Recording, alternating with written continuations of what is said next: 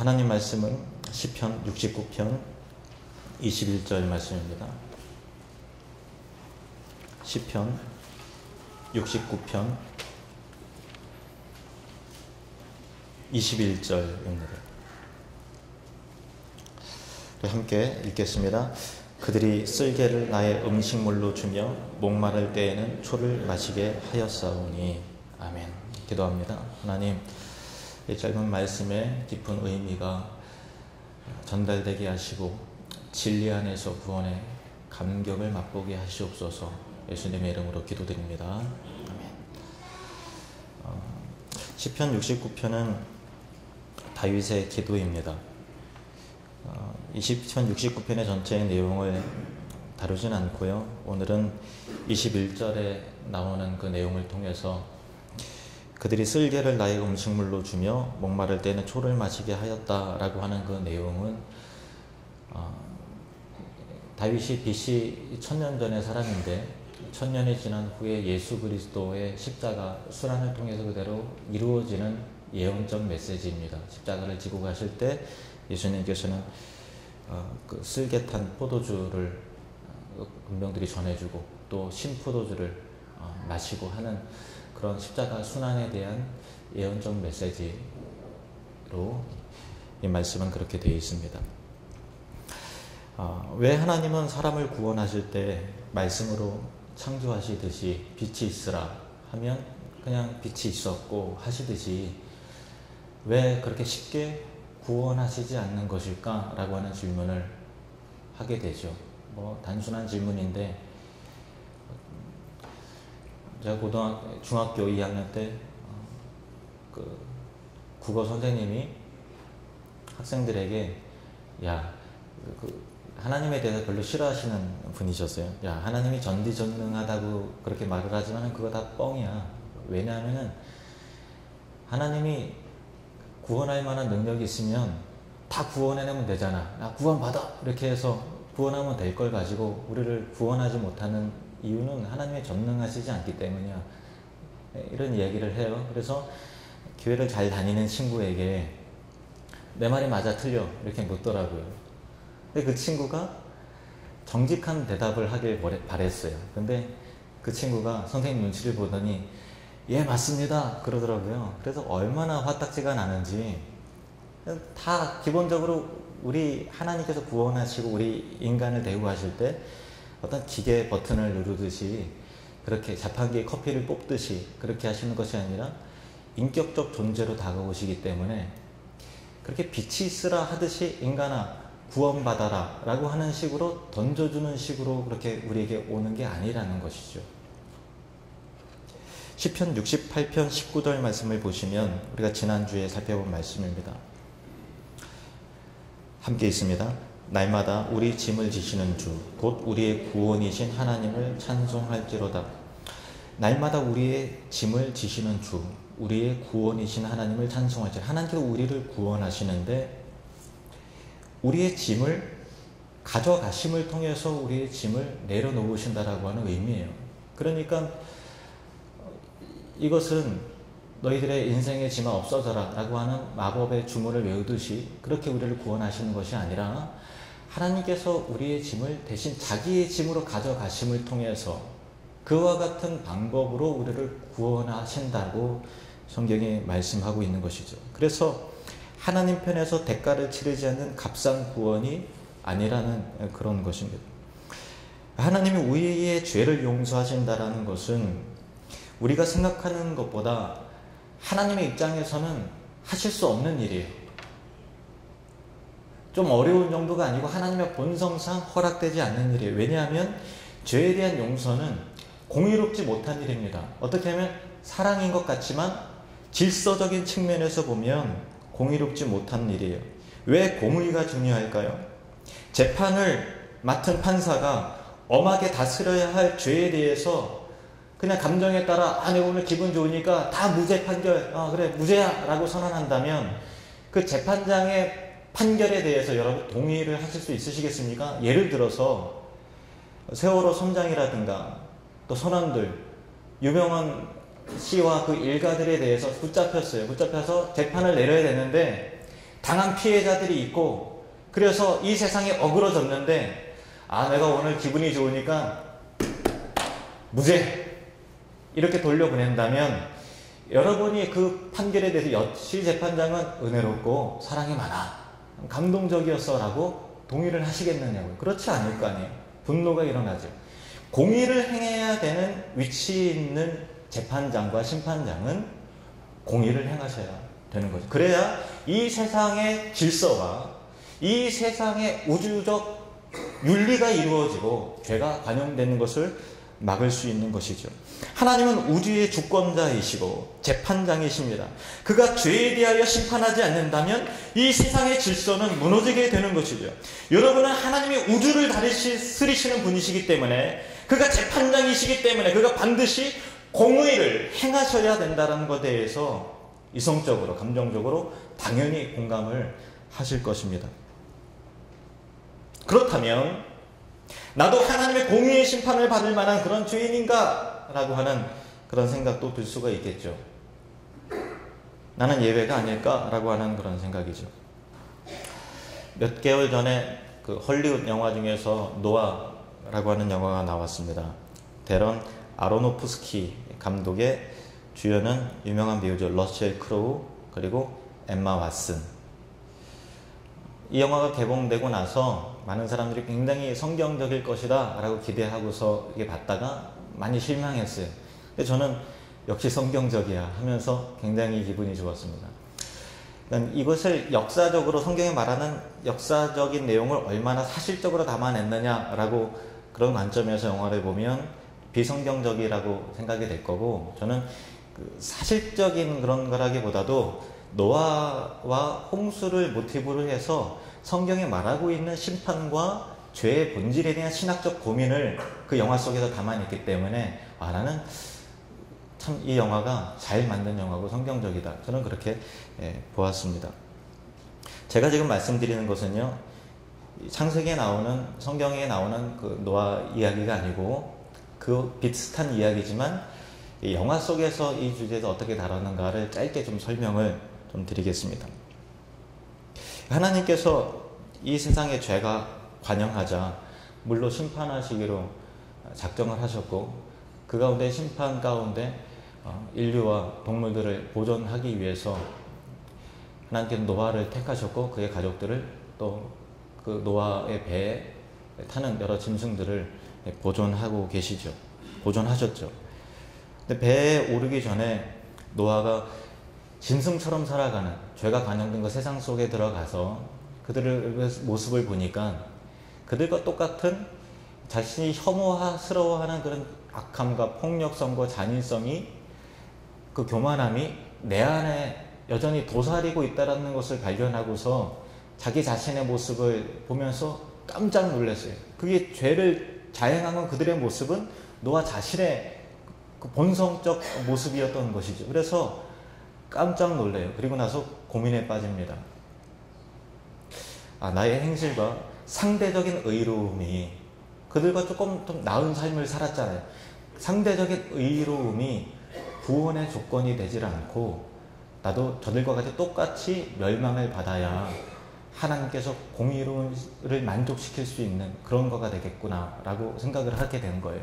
그러니까 나의 행실 역시 구원의 조건이 될 수 없구나 라고 함을 통해서 자기의 죄에 대해서 경악하고 절망하죠. 역시나 온 가족이 배에 올라탔을 때 그 가운데서 형제들 간에 또 아버지를 향한 분노와 저주와 싸움과 그런 것들이 가족 안에서 이루어져요. 노아는 딜레마에 빠집니다. 자, 하나님의 입장에서 보면 다 쓸어버리고 노아를 통해서 새로운 인류를 아름답게 시작하시리라고 기대를 하고 그런 줄로 알았는데, 나를 보니까, 나의 아들과 며느리와 가족을 보니까 여전히 우리 안에 죄가 있더라. 그러면 하나님께서 심판하셔서 다시 새롭게 시작하신들 무슨 의미가 있겠는가?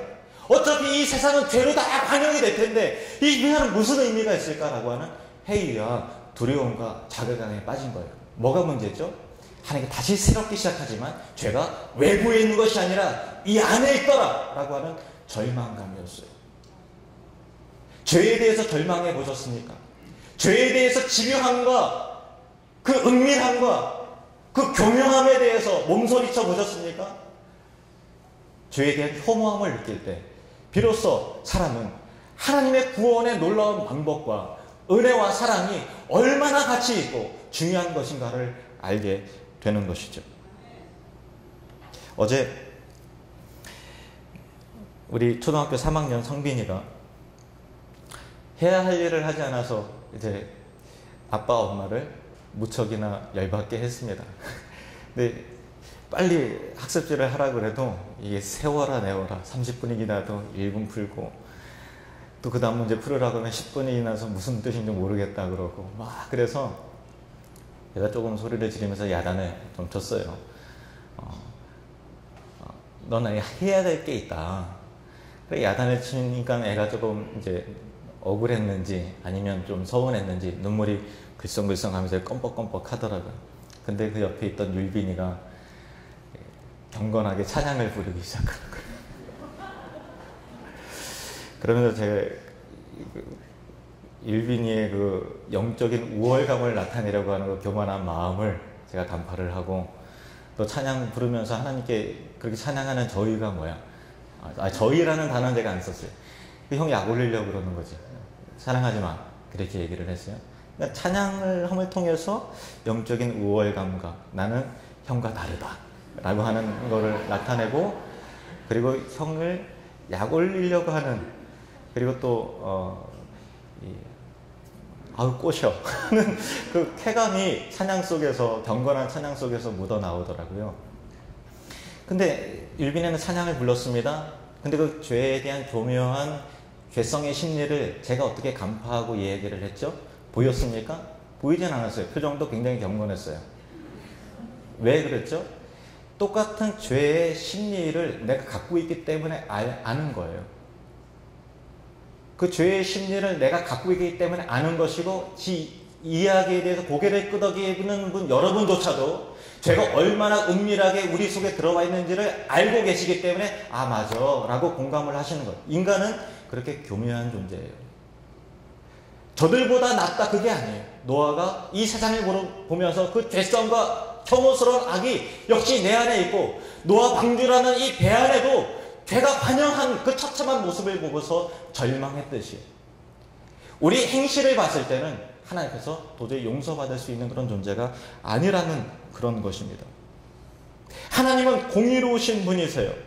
시편 56편 6절 말씀에 하늘이 그의 공의를 선포하리니 하나님 그는 심판장이시미로다. 심판장이시기 때문에 이 세상의 질서의 근원이시기 때문에 반드시 죄를 엄벌하셔야만 되는 위치에 계신 분이 하나님이십니다.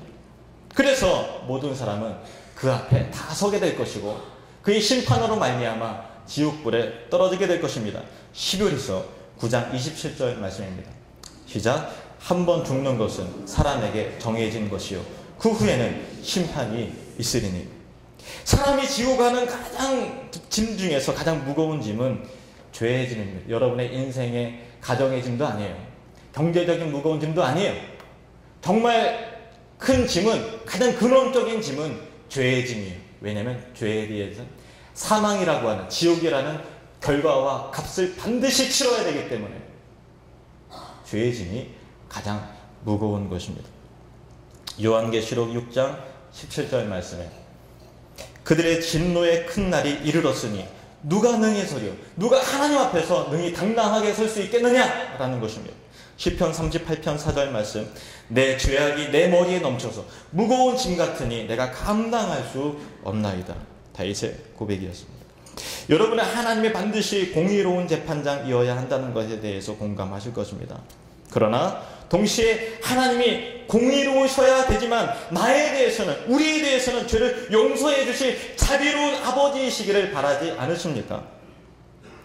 그분이 창조주이기 때문에 자신의 형상으로 만든 우리의 죄에 대해서 외면하지 않고 심판하셔야 되는 그 입장은 알겠지만 그러나 용서해 주길 공의롭지 않으신 아버지의 모습이 있어야 된다라고 여러분 생각하지 않으십니까? 모순은 이것입니다. 어떻게 죄에 대한 심판과 함께 죄인을 품고 용서하실 수 있는가라고 하는 것이죠. 만날 수 없는 양극단에 있는 그런 것이 은혜와 진리와 공의와 긍휼이 용서와 진리가 어떻게 같이 만날 수 있는가? 그 모순이 하나로 한 사건 안에 이루어지지 않는다면 인간은 소망이 없는 것이죠. 구원은 그렇게 복잡한 것입니다. 시편 58편 9절에서 11절 말씀에 대해 구원에 대해서 이렇게 예언하고 있습니다. 진실로 그의 구원이 그를 경외하는 자에게 가까우니 영광이 우리 땅에 머무리리이다. 영광이 이 땅 가운데 오게 된다는 거예요. 인애와 사랑입니다. 진리, 공의입니다. 인애와 진리가 같이 만나고 의와 화평이 서로 입맞추었으며 진리는 땅에서 솟아나고 의는 하늘에서 굽어보도다. 구원이라고 하는 것은 가장 멀리 있는 공의와 사랑이 하나로 만나는 것입니다. 구원은 가장 멀리 있는 것이 가장 가깝게 입맞추는 것입니다. 공의와 사랑이 만나는 것, 의와 화평이 만나고 인애와 진리가 하나가 되는 것. 하나님의 진리와 은혜를 이 땅에 이루기 위해서 오신 분이 바로 예수님이십니다. 요한복음 1장 14절 말씀을 보시겠습니다. 시작. 말씀이 육신이 되어 우리 가운데 거하시매 우리가 그의 영광을 보니 아버지의 독생자의 영광이요 은혜와 진리가 충만하더라. 그래서 예수님께서 십자가를 지고 가시는 것이지. 그는 어려운 짐이었어요. 그러나 그 짐을 지기로 작정하시고 가시는 것입니다. 하나님에 대한 공의의 심판에 하나님 앞에서 만족시켜야 될 그 무거운 짐을 지고 가시는 것입니다. 마태복음 27장 33절에서 34절 말씀 보시면 예수님께서 십자가를 어떻게 지고 가셨는가에 대한 그런 한 사건이 나오는데, 골고다 즉 해골의 곳이라는 곳에 이르러 쓸개탄 포도주를 예수께 주어 마시게 하려 하였더니 예수께서 맛보시고 마시고자 하지 아니하시더라. 십자가를 지고 가시는 거예요. 근데 어떤 누가 쓸개가 엄청 쓴 거잖아요. 쓸개탄 포도, 그냥 포도주가 아니라 쓸개탄 포도주를 주는 거예요. 왜 그랬을까요? 약 올리려고. 왜 그랬을까요? 당시는 사형에 처해지는 죄수에게 쓸개탄 포도주는 일종의 마취제와 같은 거였어요. 그래서 그것을 먹으면 통증이 좀 감해지는 그런 효과가 있는 것입니다. 그래서 불쌍한 자에게 죄인이고 죽어 마땅하지만 쓸개탄 포도주를 주면서 약간의 자비를 베푸는 것이죠. 고통이 조금 감해지도록. 근데 예수님께서 그것을 보시고 맛보시고 쓸개탄 포도주임을 아시고 드셨습니까? 드시지 않으셨습니까? 드시지 않으셨죠? 드시지 않음을 통해서 고난의 잔을 마시는 거예요. 드시지 않음을 통해서 홀로 하나님의 공의, 저와 여러분에게 내려진 그 죄에 대한 심판과 죽음의 고단의 그 무게를 감하지 않고 홀로 다 담당하시려고 하는 하나님의 그 사랑의 의지, 공의의 의지가 예수 그리스도에게 있었던 것입니다. 그 고통을 남김없이 다 받길 원하셨어요. 그 아픔을 그 육체 가운데 다 경험하길 원하셨습니다. 왜요? 하나님께서 사랑하시는 저와 여러분의 심판의 짐이기 때문에 하나도 그 짐 가운데 내려놓으실 수 없는 것이죠. 남김없이 그렇게 다 감당하셨던 것입니다. 그것이 십자가입니다. 요한복음 19장 28절에서 30절 말씀을 보시죠. 예수님께서 이제 십자가에 못 박히셔서 운명하시기 바로 직전입니다. 그 후에 예수께서 모든 일이 이미 이루어진 줄 아시고 성경을 응하게 하려 하사, 그 성경은 우리가 읽은 시편 69편 말씀이죠. 이르시되 내가 목마르다 하시니 거기 신포도주가 가득히 담긴 그릇이 있는지라. 사람들이 신포도주를 적신 해면을 우슬추에 메어 예수의 입에 대니 예수께서 신포도주를 받으신 후 이르되 다 이루었도다. 신포도주, 하나님께서 내리신 진노의 포도주, 심판의 포도주, 공의의 포도주를 다 마시셨습니다. 그리고 다 이루었다. 하나님의 공의가 나로 인하여 다 이루어졌다. 그것이죠. 그래서 머리를 숙이고 영원히 떠나가시니라. 예수님이 우리를 대신하여 받으신 이 고난에 대하여 1000년 전에 다윗의 입을 통하여 미리 이렇게 예언하신 것입니다. 시편 69편 21절 시작. 그들이 쓸개를 나의 음식물로 주며 목마를 때에는 초를 마시게 하였사오니. 초라는 것은 신포도주를 의미하는 것이죠. 하나님의 공의의 심판에 대한 예언적 메시지가 그렇게 이루어진 것입니다. 하나님께서는 자신의 아들에게 공의의 심판을 내리심을 통해서 자신의 정의와 공의를 실현하시고 우리를 구원하셔서 은혜를 구원의 은혜를 베푸신 것입니다. 요한일서 4장 9절에서 11절 말씀을 보십시오. 요한일서 4장 9절에서 11절 함께 있습니다. 시작. 하나님의 사랑이 우리에게 이렇게 나타난 바 되었으니 하나님이 자기의 독생자를 세상에 보내심은 그로 말미암아 우리를 살리려 하심이라. 사랑은 여기 있으니 우리가 하나님을 사랑한 것이 아니요 하나님이 우리를 사랑하사 우리 죄를 속하기 위하여 화목 제물로 그 아들을 보내셨습니다. 기도하겠습니다.